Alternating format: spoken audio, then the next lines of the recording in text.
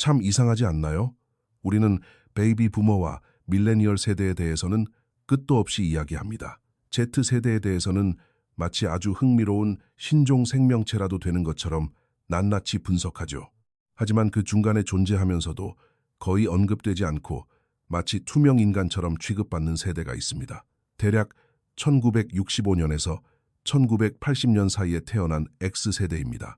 불평 한마디 없는 직장 선배일 수도 있고 가끔은 어딘가 무심해 보이는 우리 부모님일 수도 있습니다.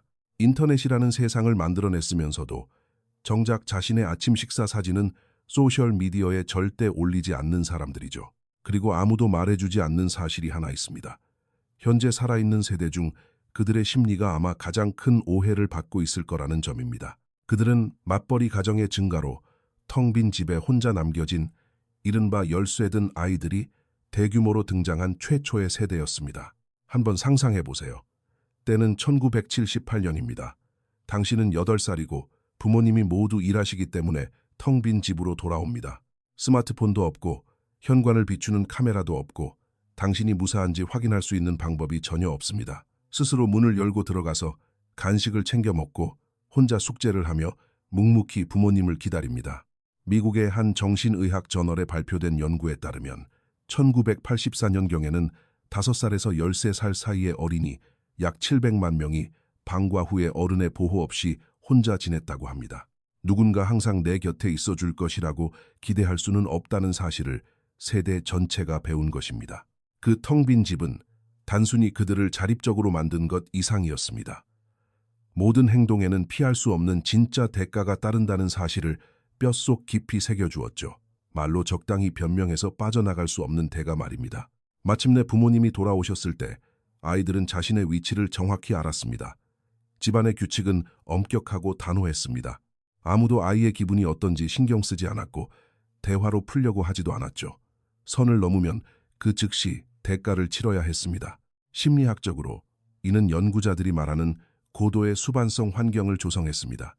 행동과 결과가 유예 기간 없이 직접적으로 연결되는 환경이죠. 그들의 뇌는 결과를 실시간으로 예측하도록 학습되었습니다. X세대가 젊은 세대들이 당황할 정도로 늘 세수 앞을 내다보는 경향이 있는 이유가 바로 이 때문입니다.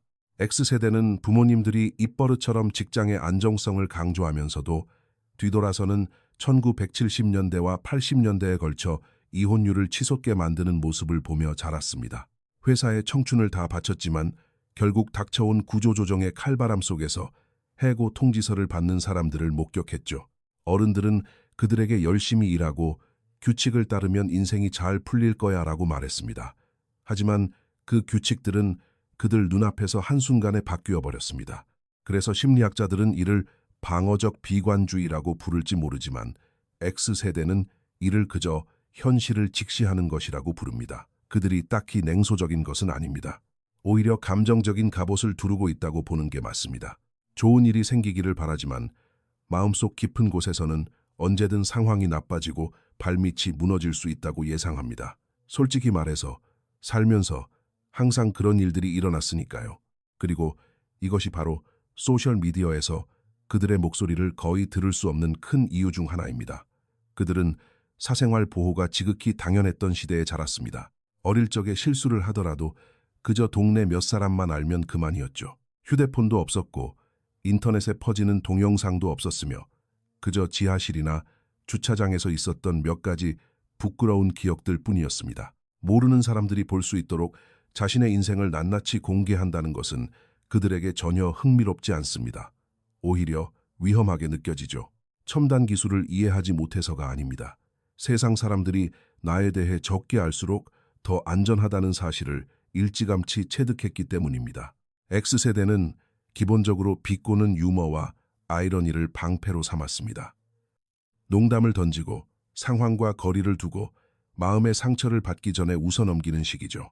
왜 그런 성향이 생겼는지는 아주 쉽게 알 수 있습니다. 그들은 냉전의 그림자 속에서 자랐고 학교 선생님들은 핵전쟁의 위협을 마치 그저 비오는 날씨처럼 아무렇지 않게 이야기했습니다. 얇은 책상이 사람을 살릴 수라도 있는 것처럼 교실에서 책상 밑에 숨는 대피 훈련을 했죠. 어른들이 당장이라도 세상이 잿더미가 될 것처럼 행동하면서도 동시에 아이들에게는 걱정하지 말라고 우길 때 아이들은 상충되는 두 가지 생각을 동시에 품는 것에 익숙해집니다. 그리고 만약을 대비해 항상 어느 정도 마음의 거리를 두는 법을 배우게 됩니다. 하지만 정말 흥미로운 점은 이런 상황에서도 X세대는 오늘날까지도 돋보이는 그들만의 독특한 업무 방식을 발전시켰다는 것입니다. 그들은 일에 대해 떠벌리지 않습니다. 소셜미디어에 과시하지도 않죠. 그저 묵묵히 해낼 뿐입니다. 이러한 직업 윤리는 지금 보면 거의 고대 시대 이야기처럼 들리는 어릴 적 아르바이트를 통해 일찍이 형성되었습니다.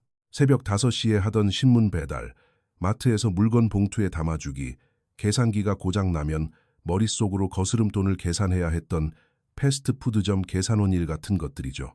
이런 것들은 이력서를 채우기 위한 화려한 스펙 쌓기가 아니었습니다. 12살짜리 아이가 온 동네의 소식을 전하는 무거운 책임을 졌던 어른의 세계로 향하는 날 것 그대로의 첫걸음이었습니다. 그들은 부모 세대가 기업의 구조조정으로 인해 무너지는 것을 지켜봤습니다. 그래서 회사에 대한 충성심은 절대 믿지 않지만 스스로의 업무 능력과 전문성에 대해서는 엄청난 자부심과 충성심을 가집니다. 해고를 당할지 말지는 스스로 통제할 수 없지만 해고의 칼바람이 불 때 자신이 이 조직에서 가장 대체 불가능한 사람이 될지 여부는 스스로 통제할 수 있으니까요. X세대의 심리 한가운데에는 이상한 역설이 존재합니다.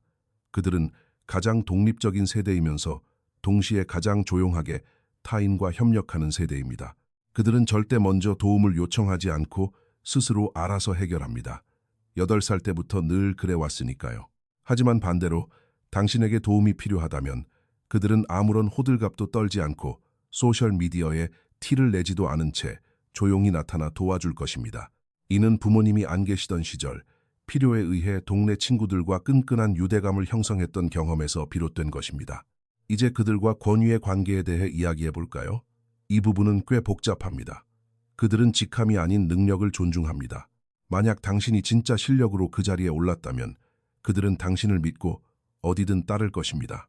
하지만 할 줄 아는 것도 없으면서 그럴싸한 직함만 달고 있는 사람이라면 그들은 일말의 인내심도 보여주지 않습니다. X세대가 권위의 의문을 제기하는 이유는 어린 시절 내내 무능한 권위자들이 끔찍한 결정을 내리는 것을 두 눈으로 지켜보았기 때문입니다. 워터게이트 사건부터 이란 콘트라 사건, 대처가 미흡했던 에이즈 위기에 이르기까지 그들은 부모 세대가 겪어보지 못한 심각한 경제적 역풍을 온몸으로 맞았습니다. 가장 어린 X세대는 대학을 졸업하자마자 닷컴 버블 붕괴와 같은 경제 위기를 맞이했습니다. 가장 나이가 많은 X세대는 한창 사회에서 자리 잡을 무렵에 2008년 글로벌 금융 위기를 겪었죠. 그들은 경제적으로 수차례 깊은 상처를 겪었으며 이 때문에 여러 개의 수입원을 가지려는 경향이 더 큽니다. 태생적으로 사업가 기질이 있어서가 아니라 세상에 영원한 것은 없다는 사실을 뼈저리게 배웠기 때문입니다. X세대는 일부 연구자들이 불안에 가까운 과도한 자립심이라고 부르는 문제로 종종 어려움을 겪습니다. 그들은 위기 상황을 대처하는데 놀라울 정도로 유능합니다. 하지만 그 뛰어난 능력은 다른 사람에게 의지하기 싫어하는 마음에서 비롯될 때가 많습니다. 성인 발달 저널의 연구에 따르면 X세대는 스트레스를 심하게 받는 시기에도 주변의 도움을 요청하는 비율이 낮다고 합니다. 부탁할 사람이 없어서가 아니라 도움을 구하는 것 자체가 스스로의 패배를 인정하는 것처럼 느껴지기 때문입니다. 이러한 자립심은 그들이 정보를 처리하는 방식에도 영향을 미쳤습니다. 인터넷이 존재하기 전 지식은 지금과는 전혀 다른 무게감을 지녔습니다. X세대는 도서관에서 원하는 답이 있을 법한 책 한 권을 찾기 위해 카드 목록 서랍을 뒤지며 몇 시간씩 보내곤 했습니다. 정보에는 물리적인 비용이 따랐습니다. 땀과 노력, 그리고 시간이 필요했죠. 그렇기 때문에 그들은 자신이 습득한 지식의 가치를 아주 귀하게 여겼습니다. 인지심리학자들은 이를 깊은 부호화라고 설명합니다. 얻기 위해 애쓴 정보일수록 기억 속에 더 영구적으로 깊이 새겨진다는 뜻입니다. 그들은 무엇이든 직접 손으로 고치는 법을 배웠습니다. 자전거 체인이 빠지거나 텔레비전 화면이 깜빡거릴 때 원래 그렇게 직접 고치며 살았으니까요. 수리기사를 부르는 대신 자전거를 뒤집어 놓고 손에 시커먼 기름을 묻혀가며 스스로 해결책을 찾았습니다. 이는 기계적인 직관을 길러주었고 충분한 인내심과 드라이버 하나만 있으면 눈앞의 물리적인 세상을 통제할 수 있다는 굳건한 믿음을 심어주었습니다. 그리고 지금 그들은 자신의 아이들이 완전히 다른 세상에서 자라는 모습을 지켜보고 있습니다. 헬리콥터 부모, 끊임없는 보호, 그리고 일거수일투족을 기록하는 소셜미디어가 있는 세상 말입니다. 그들은 자신이 어릴 적 받아보지 못했던 따뜻한 관심을 아이들에게 듬뿍 주었습니다. 하지만 가끔은 아이들을 너무 나약하고 너무 남에게 의존적이며 너무 세상에 과도하게 노출되게 만든 것은 아닌지 걱정합니다. X세대의 세계관에서 세상에 눈에 띈다는 것은 곧 상처받고 공격당하기 쉽다는 것을 의미하기 때문입니다. 어쩌면 X세대는 온전히 자신의 생각과 단둘이 있는 것, 지루함을 묵묵히 견디는 것, 그리고 인터넷 검색에 도움 없이 스스로 문제를 해결하는 것이 어떤 의미인지 진정으로 이해하는 인류의 마지막 세대일지도 모릅니다. 그들이 다른 세대보다 우월하다는 것이 아닙니다. 그저 다를 뿐입니다. 옛 세상이 저물고 새로운 세상이 아직 완전히 열리지 않았던 역사의 독특한 과도기에 의해 형성되었을 뿐이죠. 그들은 징검다리 세대입니다. 징검다리는 원래 사람들의 눈길이나 관심을 많이 받지 못합니다. 그저 묵묵히 자기 자리에서 일하며 단절된 양쪽을 이어주고 아무런 대가도 바라지 않을 뿐입니다. 그리고 아마도 누군가 나를 알아주든 말든 전혀 신경 쓰지 않는 것, 그것이야말로 가장 X세대다운 모습일 것입니다. 이 이야기가 마음에 와닿으셨다면 구독을 부탁드립니다. 그리고 이러한 심층 분석 콘텐츠를 계속 보고 싶으시다면 가입 버튼을 눌러 채널 멤버십에 동참해주세요. 여러분의 응원에 진심으로 감사드립니다.